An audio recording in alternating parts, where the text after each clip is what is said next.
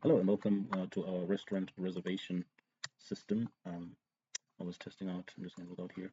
This is our restaurant reservation system, and I'm going to show you the code that we have here. All right, we've got 5 test suites that we created, and we're just going to run them quickly.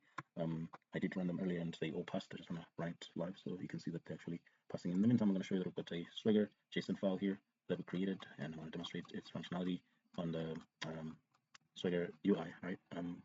So as I said, we've got 5 test suites that we created. Each one has got like 2 or 3 tests that we put in there to test our endpoints, particularly the get and get all endpoints for our collections. So the reservations collection, reservation status collection, the restaurant info collection, the tables and the users collections. All right, the tests are running there, and so far all of them have passed.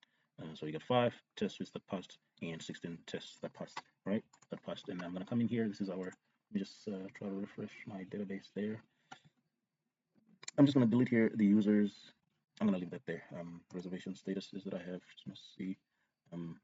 There is one. I'm just gonna delete that column so that we start from scratch. There's nothing in there. So I'm gonna focus on. We've got 1, 2, 3, 4, 5 collections, but I'm gonna focus on the last 2 collections. We already dealt with tables and reservations in the previous video. Right now, I've got reservation statuses and users. This is what I'm gonna focus on today. All right. So while I'm here, I'm gonna just show you that since I'm not yet logged in, I cannot access certain endpoints that are protected by login, that are login protected, and it says here authentication required to access this endpoint. If I try to access the dashboard again, it'll tell me that I need authentication to access the endpoint. And I'm going to log in with Google and try that again.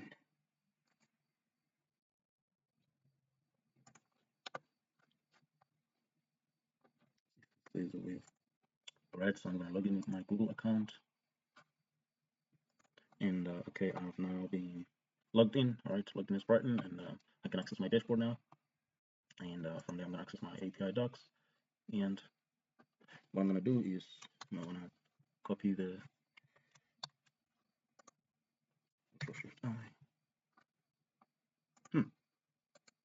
inspect. Oh goodness me! I don't know what's up with my computer today. It's just refusing to do what I needed to do. This is just so strange. I don't understand.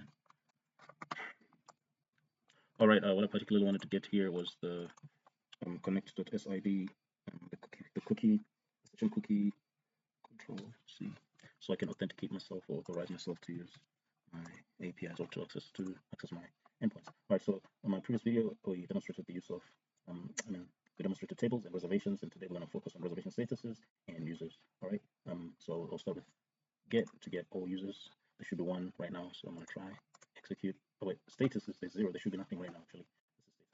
This is status. As you can see, that there's no status that have been created. I'm going to create a new status. Try it out, execute, and I'll get a success. The status has been created. I'll go to the database and show that indeed that status has been created. I'll refresh there.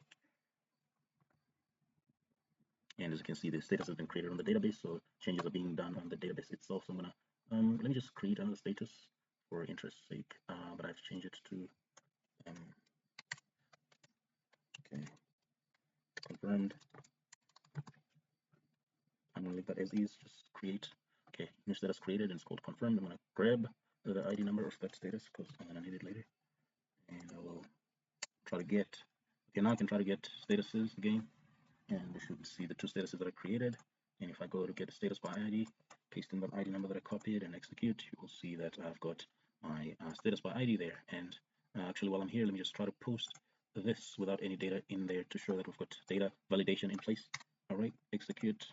You will see that it'll tell me that status name is required, so data validation is indeed implemented. And then if I do the same here and try to execute that without, let me just paste in the ID there and try to execute this without any data, it should tell me that status name is required. So I get 400 and 400 error. And if I do that and I change that to, well, just I'm not gonna waste time by creating completely new, whatever, just a new. I'm trying to change that. Execute, and there you go. There's our new status has been updated successfully.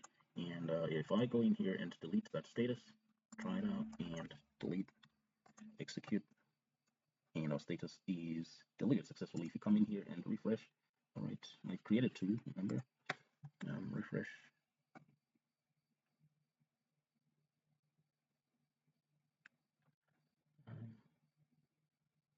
and you go, there you go. And so the one that I created and that deleted is no longer there. All right, so changes are being done in the database. I'm going to move on to the next collection, which is the users collections. So right now there should be one user. I'm going to create another user and just try it out, and I'll just use the same data that is in there. See, user created successfully, and I'm just going to grab this user's ID, copy that. I will come in here and get all users. All right, I'm going to use the ID number right now, but yeah, get all users. Those are the two users. One I created when I was signing in, and then the other was created by me. All right, and if I get this using, if I get that user using the ID number, execute, you will see that it comes back. And if I try to post a new user without any information in there, data validation should kick in and tell me that no, you need to supply a Google ID, and yeah, it won't work. All right, if I come here and do the same on edit, let me just paste in that ID number, and if I try to post a blank JSON there, it'll tell me that Google ID is required. If I go in here and refresh, just change the Google ID and maybe change the email address in there, and it's going to tell me it's a success. All right, user updated successfully. If I come in here and check on the database, you will see under users that we now have two users, the one that I created now, and I have updated it to this. Let's just see what it updated to. Oh man, this thing can be so frustrating. It's so slow, it's laggy. Restaurant admin, there's the Google ID with an H in the middle right there.